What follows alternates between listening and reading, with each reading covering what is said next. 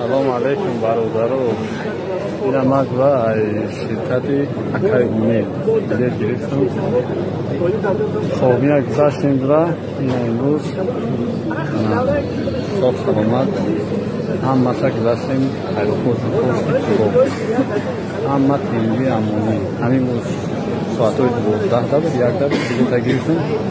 این ساعت 22 و 45 سامیلو بیپرم خانو تو بخدا رحمت کلون اکای امید اینده باشم.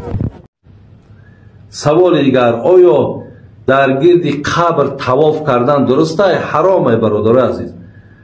در گردای قبرهایی که هستن نابسته قبر کسی باشد، فقط بجز خانه کعبه در گرد یگان مقبره و در گرد یگان بزرگوار و در گرد یگان اولیا و پیامبر طواف اجازت نیست. شریعت ایره اجازت نداده. برای همین هیچ وقت در گرد قبرها برادر عزیز طواف نکنین. یعنی همون چیزی که در گرد کعبه طواف میکنن، این از نگاه دین حرامه برادر عزیز، گناهگار میشین. آیا از زنم بیهیلی طلبیدن درسته؟ پیهیلی طلبیدن درسته؟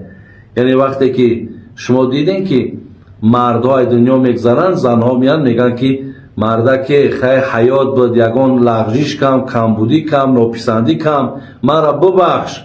گفته زنهای ما همین از مردکاشون میپرسن آیا اگر زنک حالت مرگ ده باشه، مردک میگه از همون باید بخشش بپرسه؟ باید بپرسه. وقتی میبینین که زنتون در حالت سکرات های یا میبینین در حالت مثال بیماری های، ای زناتون بخشش پرسید. زیرا در حیات شما در حق اینها مقصد حقارت ها کردین، تهمت ها کردین، جبر ها کردین، ظلم کردین. همه ایره الله میدونه. برای همین تا اگر همین زن نبخشد، خدا نمیبخشد.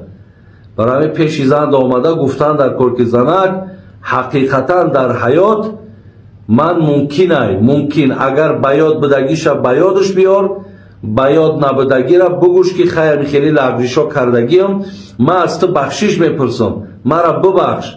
همون زنک باید که مردک خیلی بخشیدمود، انشاءالله تا از حساب و حسد این کرده ها در حق زنک روز قیامت خلاص میشه. آیا ترکه کردن برای زن ترکه میگیم؟ ترکه برای مردک هم است، برای زنک هم است. یعنی مردک مثال پدر ممکن میگذره برای فرزنداش مثال میراث میبرن، حق دارن هر کدومش بچه و دختراش. انا مادرم که گذشت، مادرم میبینیم که اگر مالدار باشد، پولدار باشد، مادر هم ترکه میکنن با بچه کاش و با فرزنداش. مقصد چیکار میکنند؟ همون مالش تقسیم میکنن. مردک هم ترکه میکنن، زنک هم ترکه میکنن. تماشاگران عزیز، شرکت دارالفرما به شما بهترین داروهای طبیعی را برای خرابشوی، فربه‌شوی، برآوردن ریش و موی سر، پروستات خونیکی بدن، دوامناک کردن همخوابگی، زیاد کردن شهوت مرد و زن، کسلی‌های پوستی، بقایت کردن ایمنیته چه از کودکان چه از کلان سالان، درد تمام اعضای بدن و غیره را با نرخ‌های دسترس پیشنهاد می‌کنند.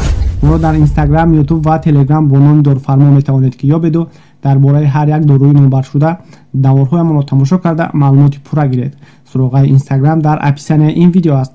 برای فرمایش خوبترش در ایمو و واتساپ رقم های 901 281 1010 مراجعه کنید. برده رسانی طریق پشت به تمامی شهرهای روسیه.